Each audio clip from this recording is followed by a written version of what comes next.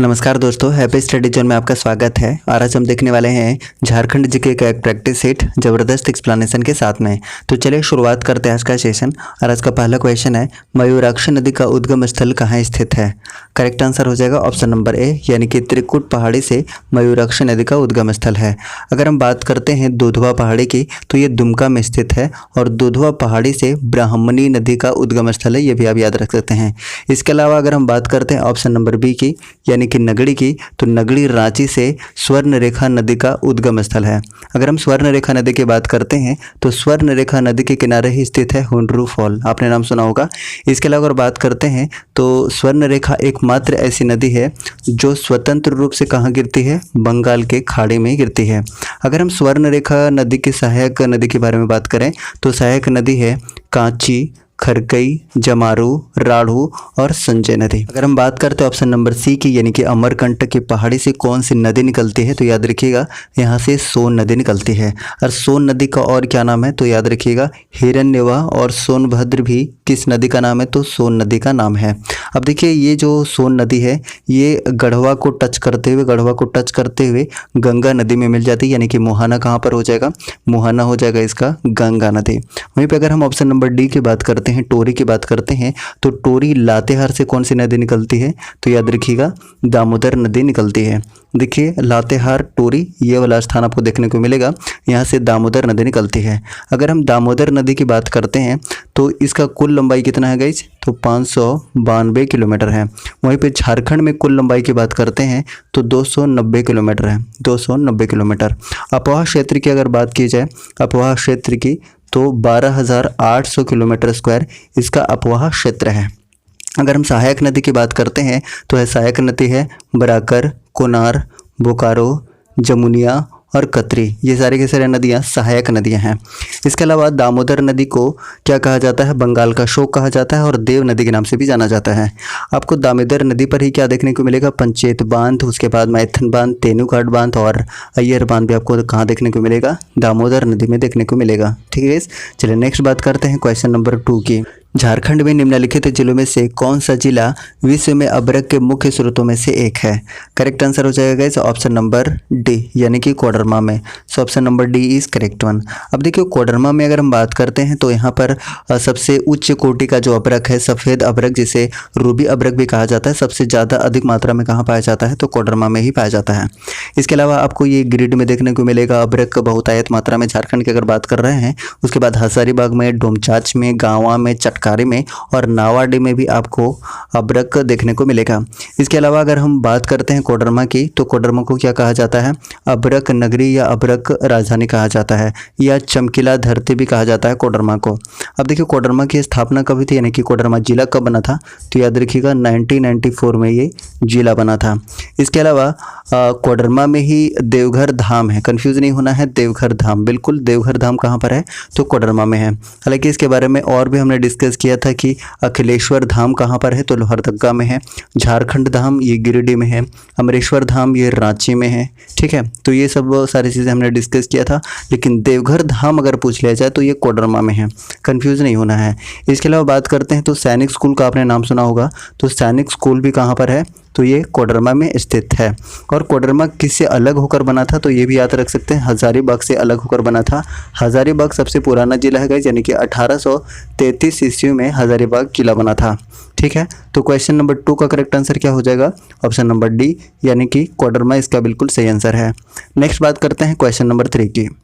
झारखंड में निम्नलिखित में से कौन से त्यौहार में लड़कियां रंगीन कागज से लकड़ी या बांस के एक फ्रेम को सजाती हैं और आसपास की पहाड़ी नदी को भेंट कर देती हैं?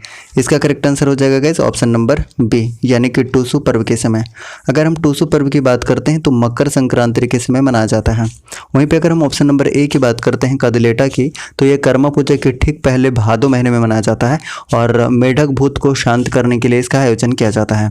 और इस अवसर पर वृक्ष को हड़िया का चढ़ावा दिया जाता जाता है और मुर्गी को बलि देकर चावल की खिचड़ी बनाई जाती है।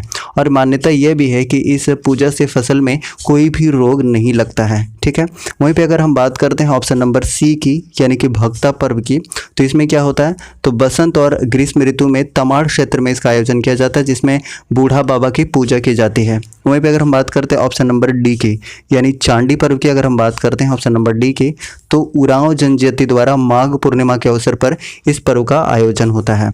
झारखंड निम्नलिखित में से कौन सा खनिज का एकमात्र उत्पादक है? इसका करेक्ट आंसर हो जाएगा guys option number D. Option number D इसका बिल्कुल सही आंसर हो जाएगा, यानी कि प्राइम कोकिंग कोल का। सो option number D is correct one. वहीं पे अगर हम ऑप्शन नंबर ए की बात करते हैं, लौह अयस्क की बात करते हैं, तो लौह अयस्क में झारखंड उत्पादन के दृष्टिकोण से तीसरे स्थान पर है, तीसरे स्थान पर। लेकिन भंडारण के दृष्टिकोण से बात करते हैं तो दूसरे स्थान पर है। वहीं पे अगर हम बॉक्साइट की बात करते हैं, तो बॉक्साइट के भंडारण में झारखंड पूरे देश में 7वें स्थान पर है। और तांबा अयस्क की हम बात करते हैं, तो इसके भंडारण में झारखंड कौन से स्थान पर है, तो याद रखिएगा ये तीसरे स्थान पर है, हम भंडारण के दृष्टिकोण से अगर बात कर रहे हैं। अब नेक्स्ट बात करते हैं इस क्वेश्चन नंबर 5 की। निम्नलिखित में से कौन सा आंदोलन अपने शुरुआती चरण में कुड़ुक धर्म के नाम से जाना गया था? इसका करेक्ट आंसर क्या हो जाएगा, तो ऑप्शन नंबर डी इसका बिल्कुल सही आंसर हो जाएगा, यानी कि टाना भगत आंदोलन। अब देखिए टाना भगत आंदोलन की बात करते हैं कि शुरुआत कब हुई थी गाइस, 1914 में इसकी शुरुआत हुई थी। नेतृत्व किसने किया था, तो याद रखिएगा जतरा भगत ने इसका नेतृत्व किया था। अगर हम ऑप्शन नंबर ए की बात करते हैं खरवार आंदोलन की, तो ये कब हुआ था गाइस, ये हुआ था 1874 में। नेतृत्वकर्ता कौन थे, तो याद रखिएगा भागीरथ मांझी थे। अगर हम बात करते हैं ऑप्शन नंबर बी की, यानी कि मुंडा उलगुलान की, तो मुंडा उलगुलान कब हुआ था गाइस, याद रखिएगा ये 1895 से 1900 ईस्वी तक हुआ था। 1900 ईस्वी तक किसके द्वारा नेतृत्व किया गया था, तो याद रखिएगा बिरसा मुंडा के द्वारा इसको नेतृत्व प्रदान किया गया था। इसके अलावा सफा होड़ आंदोलन की बात करते हैं, तो ये 1875 में हुआ था। किसके नेतृत्व में हुआ था, तो ये लाल हेम्ब्रेम के नेतृत्व में हुआ था। ठीक है, तो क्वेश्चन नंबर 5 का करेक्ट आंसर क्या हो जाएगा गाइस, ऑप्शन नंबर डी इसका बिल्कुल सही आंसर हो जाएगा, यानी कि Tana Bhagat. So option number D is correct one. चलिए नेक्स्ट बात करते हैं क्वेश्चन नंबर 6 की। 6 नंबर क्वेश्चन है, झारखंड का धोकरा निम्नलिखित में से किस शिल्पकला से संबंधित है? तो इसका करेक्ट आंसर क्या हो जाएगा गाइस, ऑप्शन नंबर सी इसका बिल्कुल सही आंसर हो जाएगा, यानी कि धातु से संबंधित है। So option number C is correct one, option number C. चलिए नेक्स्ट बात करते हैं क्वेश्चन नंबर 7 की। झारखंड पंचायती राज अधिनियम 2001 को पंचायती राज में महिलाओं के लिए आरक्षण का कितना प्रतिशत प्रदान करने के लिए संशोधित किया गया था? करेक्ट आंसर हो जाएगा गाइस ऑप्शन नंबर डी, यानी कि 50%। सो option number D is correct one, option number D.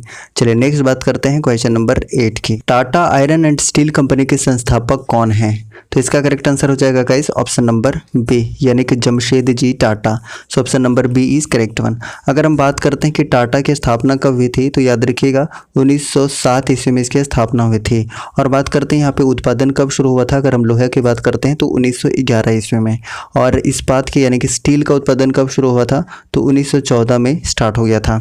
इसके अलावा कुछ और भी इन्फॉर्मेशन की अगर हम बात करते हैं, तो टाटा को कच्चे लोहे की प्राप्ति कहाँ से होती है, तो याद रखिएगा नोवा मुंडी के खान से और गोवा से होती है। इसके अलावा और भी हम बात करते हैं तो कोयले की आपूर्ति कहाँ से होती है, तो झरिया से होती है और रानीगंज से भी होती है। रानीगंज कहाँ पर है, तो वेस्ट बंगाल में है। मैंगनीज और क्रोमाइट का कहाँ से होता है गाइस, तो चाईबासा के खान से, चाईबासा के खान से। इसके अलावा बात करते हैं कि चूना पत्थर और डोलोमाइट की आपूर्ति कहाँ से होती है, तो ये सुंदरवन ओडिशा से होती है, सुंदरवन ओडिशा से। ठीक है, तो क्वेश्चन नंबर 8 का करेक्ट आंसर क्या हो जाएगा गाइस, ऑप्शन नंबर बी इसका बिल्कुल सही आंसर है, यानी कि Jamshed ji Tata. So option number B is correct one, option number B. चलिए नेक्स्ट बात करते हैं क्वेश्चन नंबर 9 की। निम्नलिखित में से कौन सा कथन बिरसा मुंडा के संबंध में गलत है? तो सबसे पहले हम बात करते हैं ऑप्शन नंबर ए की। बिरसा मुंडा ने सोनोत संथाल समाज की स्थापना की थी, ये गलत है, क्योंकि हम सभी जानते हैं कि सोनोत संथाल समाज की स्थापना किसने की थी, तो ये शिबू सोरेन ने की थी। कब की थी, 1970 ईस्वी में की थी। यानी कि ऑप्शन नंबर ए ही गलत मिल गया, मतलब ऑप्शन नंबर ए इसका बिल्कुल सही आंसर है, ऑप्शन नंबर ए। अब नेक्स्ट बात करते हैं क्वेश्चन नंबर 10 की। झारखंड में CSR लागू करना मुश्किल है, निम्न में से कौन सी उन समस्याओं में से एक नहीं है? तो इसका करेक्ट आंसर क्या हो जाएगा? इस ऑप्शन नंबर सी इसका बिल्कुल सही आंसर हो जाएगा, यानी कि कृषि भूमि की प्रचुर मात्रा में उपलब्धता। ऑप्शन नंबर सी इसका बिल्कुल सही आंसर है, ऑप्शन नंबर सी। अब नेक्स्ट बात करते हैं क्वेश्चन नंबर 11 की। क्वेश्चन नंबर 11 जिसका आंसर आपको कमेंट बॉक्स में देना है। क्वेश्चन है, फुलडुंगरी निम्नलिखित में से किस शहर के निकट स्थित है? आपको 4 ऑप्शन में एक ऑप्शन चूज करना है जो सही आंसर है, और सही आंसर को आपको कमेंट बॉक्स में इसका आंसर देना है।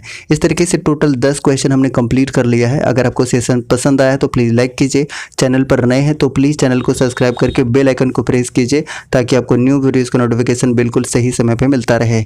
Thank you so much. जय हिंद।